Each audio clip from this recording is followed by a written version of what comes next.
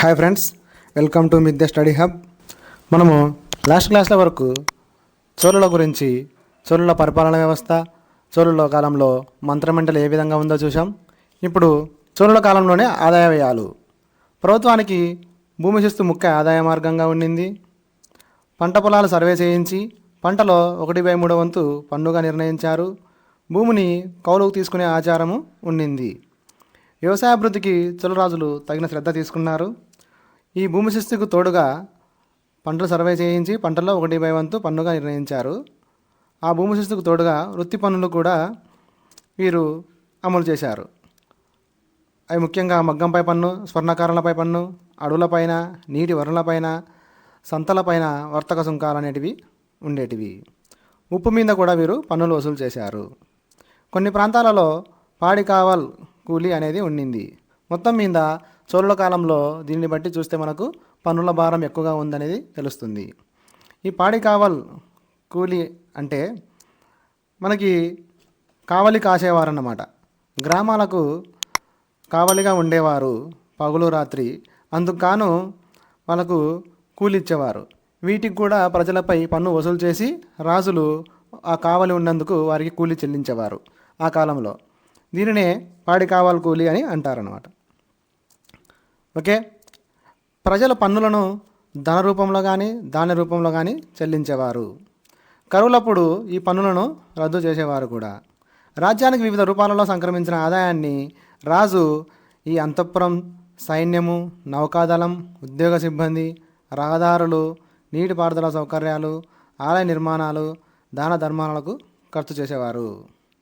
ఈ ఆదాయ వ్యయాలలో ఆదాయం మనకు పన్నుల ద్వారా వచ్చేటివి, అలాగే వృత్తి పన్నుల ద్వారా, ఈ సంతల వర్తక సుంకాల ద్వారా వచ్చేటివి.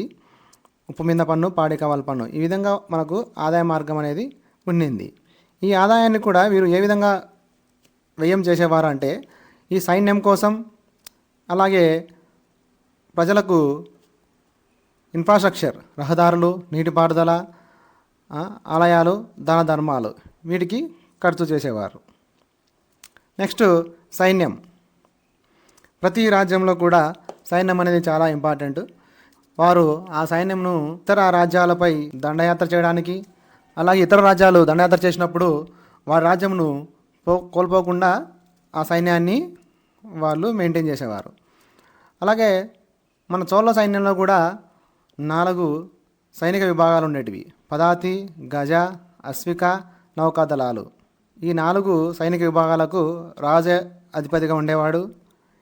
ఈ సైనిక విభాగాల అధిపతులుగా సేనాపతులు ఉండేవారు. పదాతి దళం, గజదళం, అశ్వక, నౌకాదళాలకు అధిపతులుగా సేనాపతులు ఉండేవారు. సైన్యంలో మనకి 2 రకాలు ఉండేటివి: చక్రవర్తి సైన్యం అని చెప్పేసి, అలాగే సామంతుల సైన్యం అనేవి. కడగం అనే పేరుతో రాజ్యంలో పెక్కుచోట్ల సైనిక స్థావరాలు కూడా నెలకొల్పారు. కైకొల్లార్ అనే పేరుతో రాజసేనలు ప్రత్యేకంగా ఉన్నాయి. చోళ చక్రవర్తులు గొప్ప నౌకాబలాన్ని కూడా పోషించారు. నాయక, సేనాపతి, మహాదండనాయక అనే వివిధ స్థాయిలలో సైనిక అధికారులు ఉండేవారు. వీరిలో ఎక్కువగా బ్రాహ్మణులు ఉండేవారు. తర్వాత స్థానంలో వెళ్ళాలది. చోళ చక్రవర్తులు సముద్రాల మీద సాధించిన ఘన విజయాలకు చిహ్నంగా బంగాళాఖాతాన్ని చోళ చెరుసుగా కొందరు చరిత్రకారులు వర్ణించారు. కెఎం పనిక్కర్ అనే చరిత్రకారుని మాటల్లో నౌకాబల ప్రాశస్త్యాన్ని గురించి సముద్ర విధానాన్ని అనుసరించిన మొట్టమొదటి భారతీయ చక్రవర్తులు చోళులు. ఇది మనకు చోళుల కాలంలో ఉన్నటువంటి సైన్యం గురించి, అలాగే చోళుల కాలంలో ఉన్నటువంటి ఆదాయ వ్యయాల గురించి. దీని తర్వాత మనం నెక్స్ట్ ఏ కాంపిటేటివ్ ఎగ్జామ్లో తీసుకున్నా కానీ మనకు చోళుల పరిపాలన వ్యవస్థ అనగానే మొట్టమొదటగా గుర్తుకొచ్చేది స్థానిక స్వపరిపాలన. ఆ కాలంలో చోళరాజులు ఏర్పరిచినటువంటి స్థానిక స్వపరిపాలన అనేది చాలా చాలా ప్రముఖమైనది, ముఖ్యమైనది. ప్రతి ఎగ్జామ్లో కూడా అడిగేవారు. ఈ స్థానిక స్వపరిపాలన ముందుగా మండలం. ఈ మండలం అనేది అతిపెద్ద పరిపాలనా విభాగం. దాని తర్వాత వలనాడు. వలనాడు అనేది అనేక నాడుల యొక్క సమూహం వలనాడు. తర్వాత నాడు. నాడు అనేది అనేక గ్రామాల సమూహం. కుర్రం, కొట్టం, కొన్ని గ్రామాల ఉపభాగం, తర్వాత గ్రామం. ఈ గ్రామం తర్వాత కూడా ఈ గ్రామంలో ఉన్నటువంటి ఊర్ అనే సాధారణ గ్రామ సభ, సభ బ్రాహ్మణ గ్రామ సభ, నగరం వ్యాపారుల పట్టణ సభ. నాడుకు మండలంకి మధ్యలో మనకి వలనాడు అనేది ఉండింది. ఇప్పుడు మనకు ఈ విభాగాల గురించి చూద్దాం. పాలనా సౌలభ్యం కోసం చోళ చక్రవర్తులు తమ సామ్రాజ్యాన్ని ఈ క్రింది విధంగా విభజించారు: మండలాలుగా, వలనాడులుగా, నాడులుగా, గ్రామాలుగా. ముందుగా మండలం. మండలాన్ని రాష్ట్రం లేదా రాజ్యం అని వ్యవహరించేవారు. మండలాన్ని రాజప్రతినిధి పాలించేవాడు. సాధారణంగా ఈ రాజప్రతినిధి ఎవరై ఉండేవారంటే రాజకుమారుడై ఉండేవాడు. చోళ సామంతులలో వెలనాటి రాజులు, నెల్లూరు, తెలుగు చోళులు, హోయసలులు, పాండ్యులు బలవంతులు. మండలంలో అన్ని వర్గాల ప్రజలకు ప్రాతినిధ్యం వహించే ప్రజాప్రతినిధి సభ అనేది ఉండేది. ఈ మండలం తర్వాత వలనాడు. వలనాడులో నట్టారను స్వపరిపాలనా సభ పనిచేసేది. వలనాడులో నాడు ఉడయని, నాడు కిలవన్, నలవన్ అను ప్రధాన అధికారులు ఉండేవారు. పెద్ద పెద్ద పట్టణాలకు నగరత్తార్ అను సభ నగర ప్రజలకు ప్రాతినిధ్యం వహించేది. ఈ వలనాడులో ఉన్నటువంటి అధికారులు ఆ వలనాడులో పన్నులు వసూలు చేసేవారు. అలాగే శాంతి భద్రత చూసుకునేవారు. అలాగే రాజు ఆదేశించినటువంటి ఆదేశాలను ఈ వలనాడులో అమలు చేసేవారు. వలనాడు తర్వాత నాడు. నాడుకే కుర్రం, కొట్టం అనే పేర్లున్నవి. నాడులలో వెల్లాల అను భూపెత్తందారుల ఆధిపత్యం సాగేది. 12-13 శతాబ్దంలో వర్తక సంఘాల వారు, చేనేతగారులు భూమిని సంపాదించి నాడు పరిపాలనలో పాల్గొనడం ప్రారంభించారు. నాడు పాలనలో బ్రహ్మదేయ ముఖ్య పాత్ర వహించింది. చోళ రాజ్యంలో దాదాపు 300కు పైగా బ్రహ్మదయాలు ఉండేటివి. ఈ బ్రహ్మదయ అనగా మనవారు చోళులు బ్రాహ్మణులకు సాహిత్యం కోసం, వేదాల కోసం బ్రాహ్మణులకు కొన్ని గ్రామాలు దానంగా ఇచ్చారు.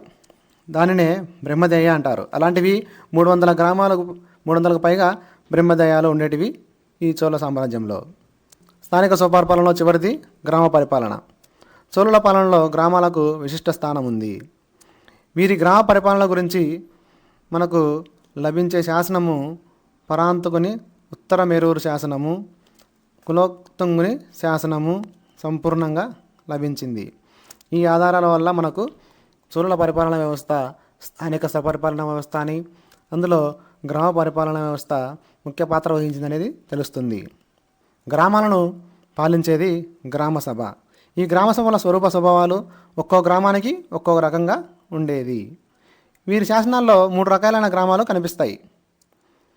ఇవి చాలా చాలా ఇంపార్టెంట్. ఇది కూడా ప్రీవియస్ ఎగ్జామ్లలో చాలాసార్లు అడిగారు. వీటిని బాగా గుర్తుపెట్టుకోవాలి. ఊర్ రైతు ప్రతినిధులతో ఎన్నుకునే సభ. సభ బ్రాహ్మణుల అగ్రహారాలకు సభ అనే పేరుంది. మూడవది వచ్చేసి నగరం. ఇది వర్తకుల సభ.